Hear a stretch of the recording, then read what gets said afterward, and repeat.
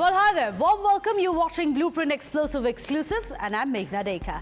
Well, first up on the bulletin. Well, unfortunately, every time there is rain or shine, people like you and me get caught in the political slugfest. How many more lives should utter negligence and apathy take before our authorities wake up and decide to take action? Well, we ask you this because it appears that your lives are not being valued as much as they should be. Why? Why do we say that?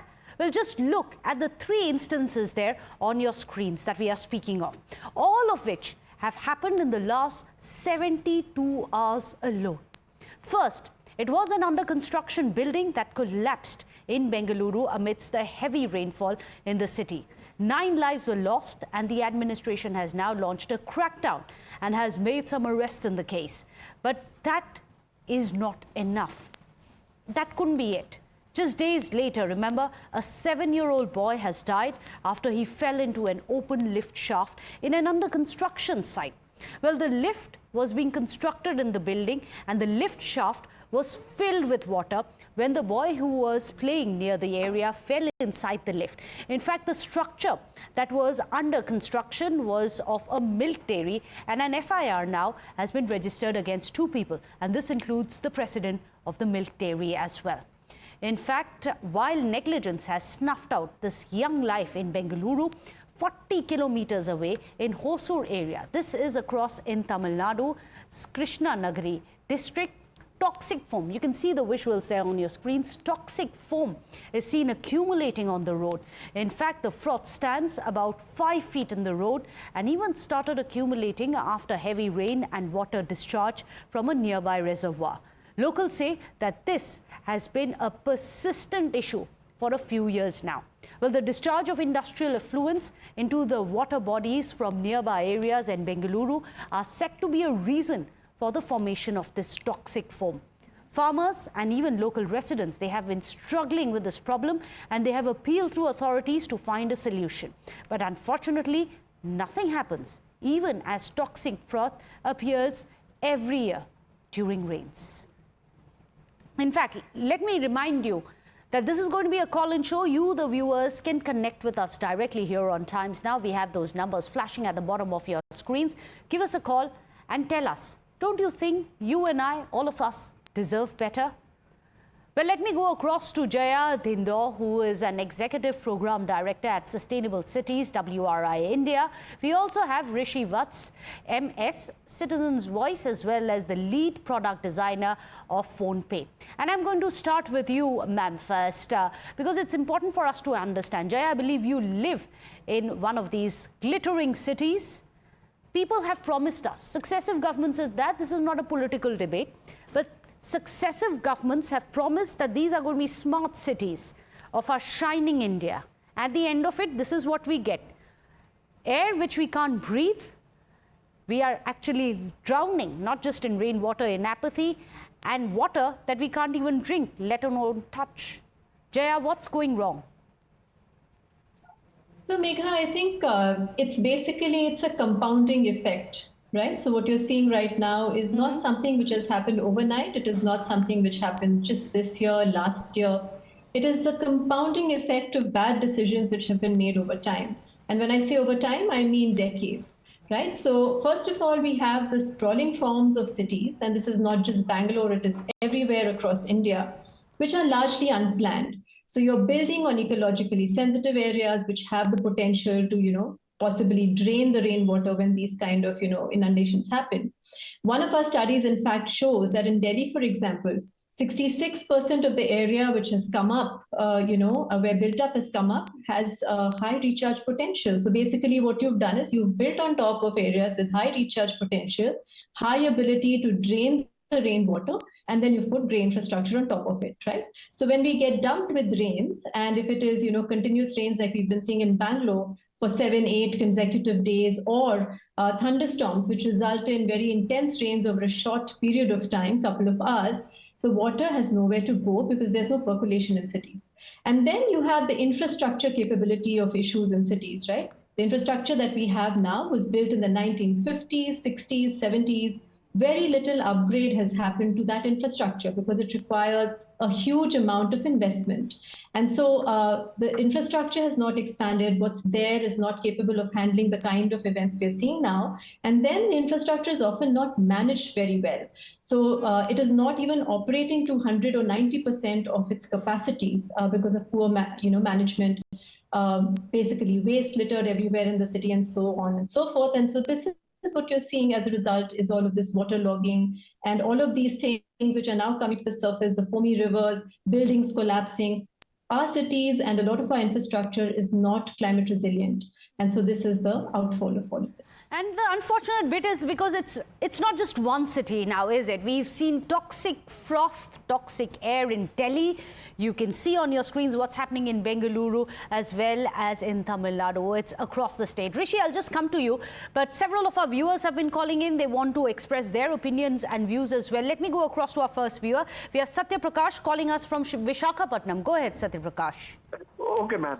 Good evening, madam. Good evening. Today's government is responsible for all these things. The taxpayers' money are not being utilized properly. And everything, see, the human's life has become a cheapest commodity in India. So You're absolutely right. And the pinch is more because this is the taxpayers' money. The Honorable Chief Minister to look into it and not to diverge the topics like Sanatan Dharma and all this Dharma and all those things. They have to take care of the citizens of the state first, then blame the central. Not that a 7-year boy has drowned in the lift and the toxic foam are being there. I request the Honorable Chief Minister to kindly look into the matter, and simultaneously I request the Chief Minister of Bangalore also to please look into the matter. Such things should not be Karnataka. That's a very interesting observation being made by Satya Prakash, our viewer, who's saying that we request that the governments actually look at the real problems instead of diverting with useless issues, is what our viewer is saying. Now, Rishi, it's very interesting because we all remember your video which went viral last time where you ordered a pizza, you were in a cab, and the pizza can arrive on time, and that's perhaps the irony of this country. A pizza will come on time, but you yourself didn't reach home by then. What happened?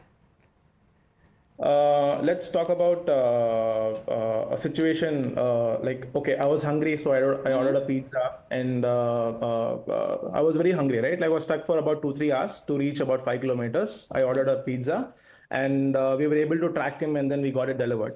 But imagine if someone was stuck on an ambulance. For instance, yesterday at the Electronic City flyover, what has happened is that people were stuck for 3 hours on a flyover about 10 kilometers. So you use a flyover to cut down the traffic and you pay toll, go on the flyover and you get stuck in the traffic is something very weird, right? Like, absolutely. Imagine an ambulance is stuck. Again, there's negligence. Like, why is the government not taking enough initiatives to, like make proper roads? I'm sure that the traffic is happening only because of the potholes, pathetic roads, and it's pure negligence, right? Every year on year, there is no roads, there is no traffic management system. You give approvals on the ORR knowing that there's already traffic, and then you start creating more IT companies and like giving more number of offices coming up. That is really bad. Because of this, every commuter in Bangalore here is suffering of this traffic. And because of this, I know, like I said, like school people were also stuck. Like they had to walk home for about 2 kilometers in Bengaluru side. I think it's a very, I can't like define the state of the condition in Bangalore today.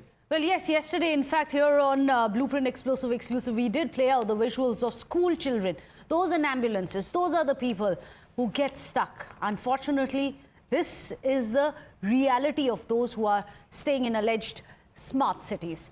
Several of our viewers are calling in. We have one of our viewers, Somanna, calling us from Bengaluru city, one of the worst hit when it comes to apathy. Go ahead, Somanna. What would you like to say?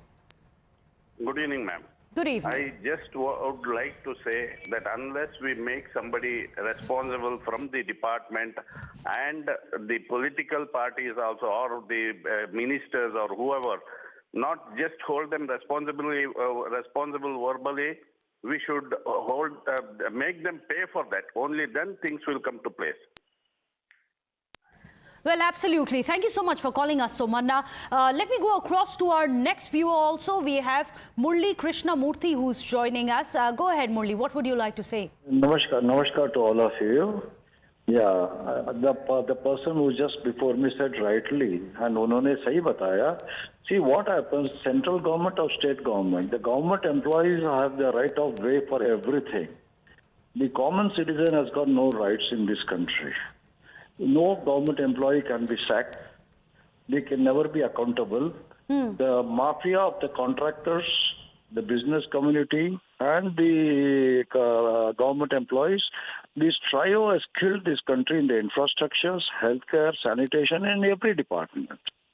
That's why India is still backward in spite of Very having... relevant point. At the end of this, what is the accountability? Who's being punished? The government employees. Why are their heads not being rolled in the government? Now Absolutely. Times of India would like to say, if your channel can go to the civic official who is responsible for that area, his name has to be taken up. Yes. Take his kundali, take out his view, and find out why every time he is not being punished and he gets away with his pensions also. Till his death, Very relevant point. Accountability, or rather the lack of it. And Jay, I'm going to come to you. That's what you just heard. Several of our voices. These are just the common man calling in, saying that this is the problems that we face. Where is the accountability? At the end of it, it all comes down to that, isn't it? Year after year, the same problem. Zero accountability. So I think, there are two things happening here. One is that, like with all things in life, we tend to reach out for band-aid solutions when we are hit with problems. So looking at systematic solutions, systemic changes, which is what is required in most cases, is something that most of us don't have the patience to do. We don't deal with it. We just try to fix the problem as it is now. If there are potholes on the road, we'll just go mix up, some slurry and we'll try to plug it in. We'll not look at the systemic things around contracting, around the materials being used, things of that nature that need to be addressed at the very root of it. So root causes and, looking at that is one thing. The other is, I think, just the governance system, right? In India, we have the governance system where in a city, you don't have a person, a minister, an authority which is responsible for the city. So today, if I'm to take my water problem to somebody in the city, if I say, okay, who's responsible for Bangalore's water problems and who's responsible for ensuring integrated water management, the water cycle and respecting its integrity, well, it is spread out across 25 departments, right? So where do I pin that blame? Where do I go for a resolution, right? So we have this whole issue of governance, which is very fragmented. Mandates are split across departments. There are things which overlap. And so then these kind of problems with respect to cities, the representation is very small. And so these kind of issues at the city level. Well, you're absolutely right, especially because I'm in Delhi. So we see the inter-department, the municipality, the state versus the center, and even within separate departments where you have this red tapeism, the infighting, the conflict, and the blame game. Rishi Vats, how do we solve it? Or can we ever? It's all about government needs to have some kind of fear within the people. I think we make some kind of a revolution because see, it's 2024 and we are not yet developed as a nation. I think we are developing in other parts of the other parts, right? But at least in terms of like everyday activity is something a very, very important thing. Let's say like any kind of a person who needs to commute has to have this easy way of commuting. Like, so like we need to make sure that the government has some kind of fear. So that you're absolutely right. The government must fear the might and the mandate of the people. Everyone wants satta, but no one wants responsibility. It's time for accountability, and it's time now for that.